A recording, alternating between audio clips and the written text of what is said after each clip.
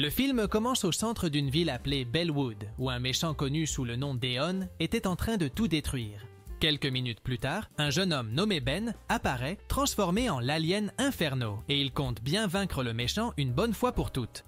Grâce à ses pouvoirs, Inferno parvient à frapper Eon et le projette à l'intérieur d'un magasin.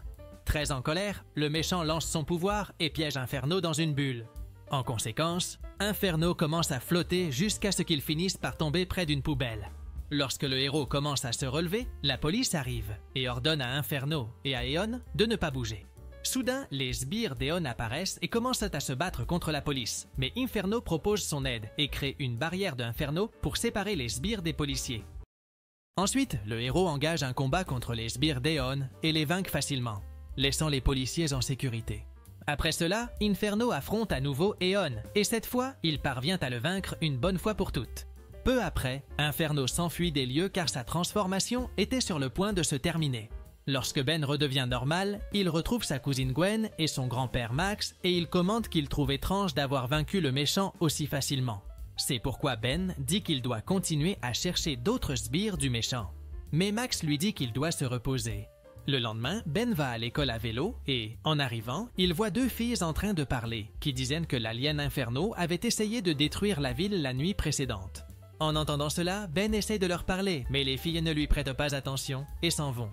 Pendant ce temps, Gwen prenait des photos de certains élèves pour les mettre dans son album de l'école, quand soudain, Ben apparaît devant son appareil photo.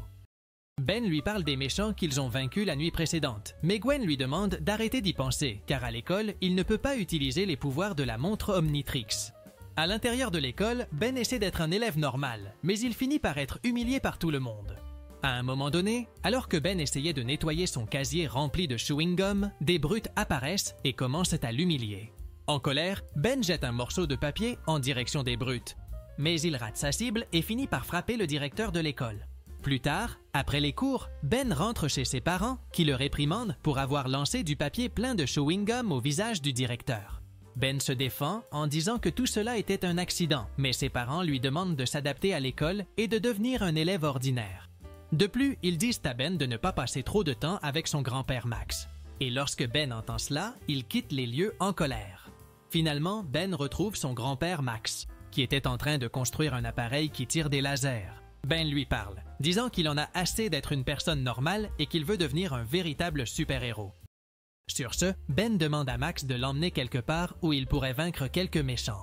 Mais avant cela, Max demande à Ben ce qui s'est passé. Ben raconte alors ses problèmes, disant qu'en plus d'être humilié par les brutes de l'école et que ses parents ne lui prêtent pas attention, personne ne sait qu'il est un super-héros.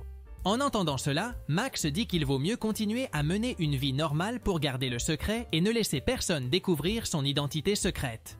Pendant ce temps, le méchant Eon, qui était toujours en vie, demande à ses sbires s'ils ont trouvé l'emplacement de Ben, mais ils répondent qu'ils n'ont pas pu. Furieux, Eon élimine l'un de ses sbires et ordonne aux autres de chercher Ben. Ensuite, Eon utilise ses pouvoirs et parvient à voir à travers un portail que sa race extraterrestre s'approchait de la Terre, et il est convaincu qu'il pourra enfin dominer la planète. Le lendemain, Ben retourne à l'école et parle avec les jeunes filles, disant qu'il veut participer au spectacle de talent. L'une des jeunes filles demande quelle est sa compétence, et Ben manque de peu d'utiliser la montre pour se transformer en extraterrestre. Cependant, Gwen arrive et lui demande d'utiliser la montre uniquement lorsqu'il présentera le tour de magie. En entendant cela, les jeunes filles sont confuses et demandent à Ben s'il fait de la magie. Gwen répond que oui et dit qu'ils vont faire une présentation lors du spectacle de talent. Plus tard, Ben se rend dans un restaurant et parle avec une femme nommée Doris. Pendant qu'il parle avec elle, Ben aperçoit un symbole mystérieux sur la caisse enregistreuse qui appartenait à un groupe appelé les Plombiers. Après cela, Ben remarque une nouvelle qu'un homme lisait dans le journal. Et, curieux, il demande à l'homme s'il peut lire l'article. L'homme accepte. Et avec le journal en main, Ben remarque que l'article parle de l'un des extraterrestres en lesquels il peut se transformer. Pendant qu'il lit le journal, quelques brutes de l'école apparaissent et demandent à Ben si l'extraterrestre dans le journal était sa petite amie. En colère, Ben sort du restaurant et essaie de se transformer en l'extraterrestre Quad. Cependant, quelque chose ne se passe pas comme prévu, et le jeune homme se transforme en le héros appelé Tétard Gris. De cette façon, Ben retourne au restaurant et, étant très petit, il passe inaperçu parmi les gens. Ensuite, Ben coupe l'électricité du restaurant, laissant l'endroit dans le noir. Après cela, Ben parvient à saboter toutes les machines du lieu et lorsqu'il rallume l'électricité, les machines projettent de la nourriture sur les brutes. Plus tard, Ben rend visite à Gwen, qui était en train d'éditer les photos de l'école. Curieux, Ben demande à propos de la photo que Gwen lui a prise et en l'analysant, il se rend compte de quelque chose d'étrange. Le couple découvre qu'il y avait une tache floue sur la photo et en enquêtant, Gwen se rend compte que la tache était en réalité le méchant Eon. Ben est confus, disant qu'il a vaincu le méchant, mais Gwen révèle qu'il a peut-être réussi à s'échapper et qu'en plus, il connaît la véritable identité de Ben. Alors qu'ils discutaient du méchant, Max arrive et, en voyant la photo que Gwen était en train d'éditer, il reconnaît le méchant. Max explique que le méchant Eon a été l'un des premiers extraterrestres capturés par les agents spatiaux, connus sous le nom de plombiers. Max ajoute que lorsque Eon a été capturé, il portait un artefact connu sous le nom de main de l'Armageddon. Curieuse, Gwen demande de quel artefact il s'agit, et Max répond que c'est un appareil très puissant, capable d'ouvrir un portail et de déclencher une invasion extraterrestre à tout moment. En réalisant qu'Eon est de retour, Max demande à Ben et Gwen de se préparer, car ils vont enquêter pour trouver où se cache le méchant afin de l'affronter. Pendant le trajet, Max essaie d'appeler les plombiers, mais pour une raison inconnue, il n'y parvient pas. Après un certain temps de voyage, le groupe arrive dans un laboratoire et Max explique que l'endroit a été construit pour effectuer des tests sur la vie et la technologie extraterrestre. Max ajoute également que dans ce laboratoire, le méchant Eon était emprisonné, mais qu'il a fini par s'échapper. Gwen trouve étrange qu'il n'y ait aucun plombier en train de travailler, et lorsqu'ils entrent dans le laboratoire, ils se rendent compte que l'endroit a été détruit. Peu de temps après, Max emmène Ben et Gwen à l'endroit où étaient cachées les mains de l'Armageddon, dans une quincaillerie.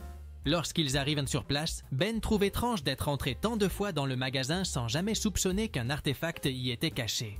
Cependant, lorsque Max arrive, il active un ascenseur qui leur donne accès à la zone secrète du magasin. Dès qu'ils entrent dans l'ascenseur, ils descendent dans une zone souterraine, mais ils ne se rendent pas compte qu'un des sbires d'Eon les surveillait. Finalement, Ben et les autres arrivent dans la zone secrète et le jeune homme est impressionné par l'endroit. De plus, Ben aperçoit le symbole des plombiers et se souvient l'avoir vu sur la caisse enregistreuse d'un restaurant. Après cela, Max emmène Ben et Gwen rencontrer l'équipe des plombiers et, à ce moment-là, le jeune homme se rend compte que la serveuse du restaurant faisait partie de l'équipe. De plus, Ben remarque aussi que le directeur de son école faisait également partie des plombiers et il s'excuse de ne pas avoir révélé leurs véritables identités. Après cela, Max et les autres emmènent Ben et Gwen à l'endroit où étaient cachées les mains de l'Armageddon, et le jeune homme est étonné de voir à quel point l'endroit était grand. Peu de temps après, ils arrivent enfin aux mains de l'Armageddon, qui était un appareil gigantesque. Ben demande aux plombiers pourquoi ils n'ont pas détruit l'artefact, et Doris répond qu'ils ont essayé, mais qu'ils n'ont jamais réussi à le détruire. Voyant qu'ils ne pouvaient pas détruire les mains de l'Armageddon, ils ont décidé de le protéger, car si l'artefact tombait entre de mauvaises mains, la planète pourrait être en danger. Pendant qu'ils discutaient, une alerte se déclenche et les plombiers se rendent compte que les sbires d'Eon sont entrés dans les lieux.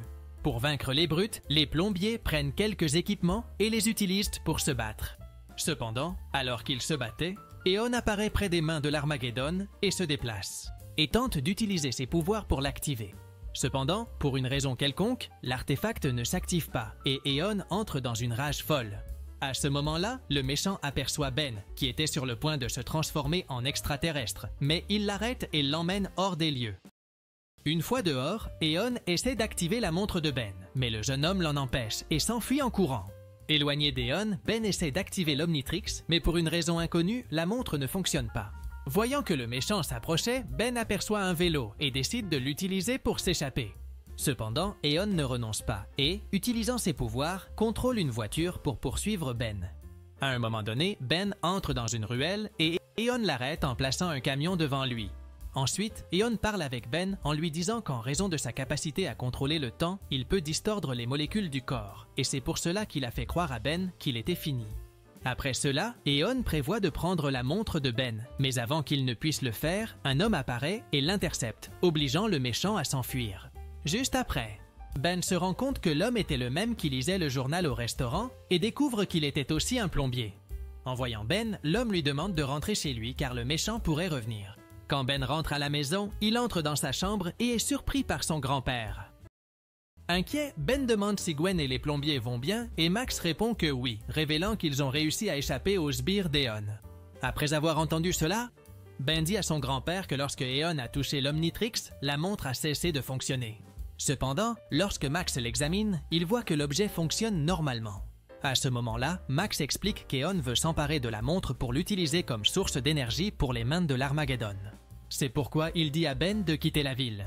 Cependant, Ben refuse et dit qu'il affrontera Eon. Se rendant compte qu'il ne pourra pas le convaincre, Max décide de l'aider. Et il dit qu'un plombier le surveillera en permanence. Le lendemain, Ben retourne à l'école et, en retrouvant Gwen, il se plaint que son grand-père Max a envoyé plusieurs plombiers pour le surveiller. Agacé, Ben entre dans l'école et essaie de rester seul. Mais soudain, le directeur apparaît et essaie de lui parler. Ben dit qu'il veut être seul et, en entendant cela, le directeur commence à partir. Cependant, l'homme se souvient de quelque chose qu'il voulait dire à Ben. Et lorsqu'il commence à revenir, Ben se rend compte que le temps ralentissait. Peu après, le directeur est projeté au loin et Ben se rend compte que le méchant Eon était sur place. C'est pourquoi Ben essaie de s'échapper, mais Eon apparaît et l'en empêche.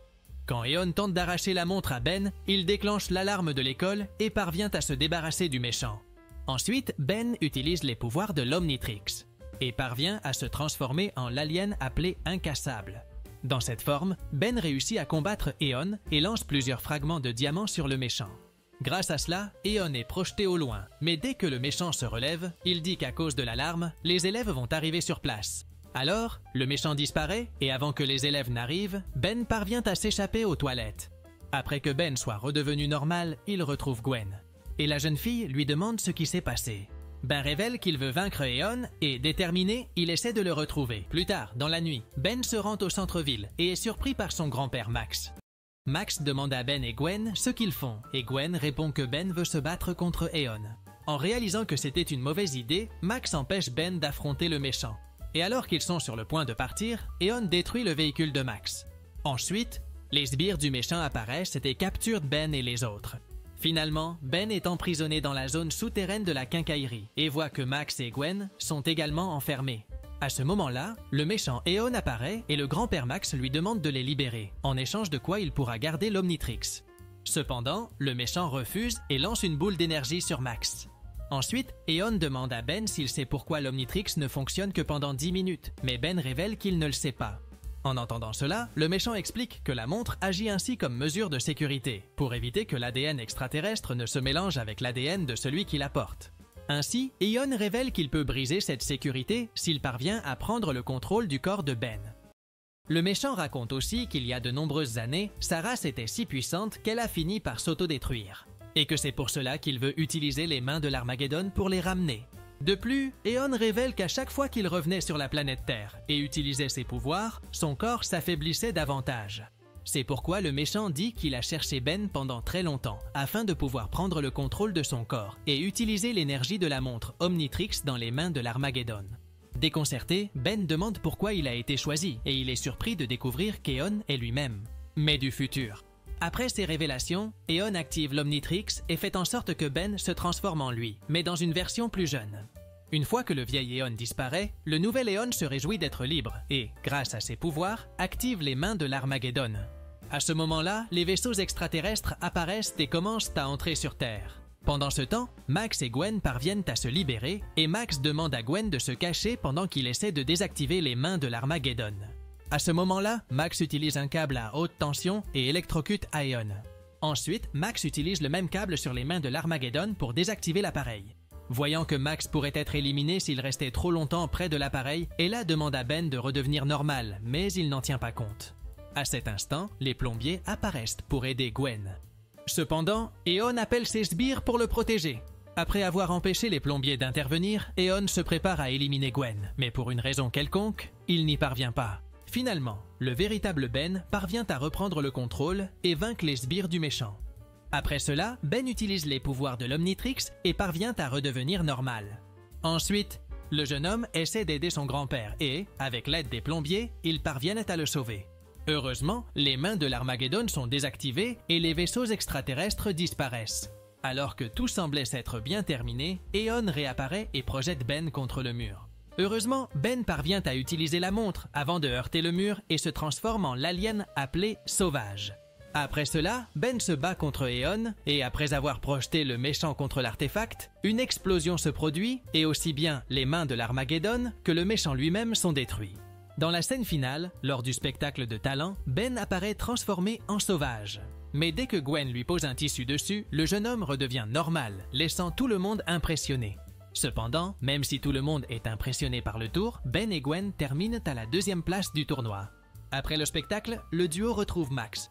Ils sont heureux d'avoir sauvé la planète, mais ne remarquent pas un vaisseau extraterrestre au loin et ainsi, le film se termine. Si cette vidéo t'a plu, n'oublie pas de t'abonner à la chaîne, de liker et profitant pour regarder d'autres résumés incroyables qui sont disponibles pour toi. Je vous dis au revoir pour l'instant et on se retrouve dans la prochaine vidéo.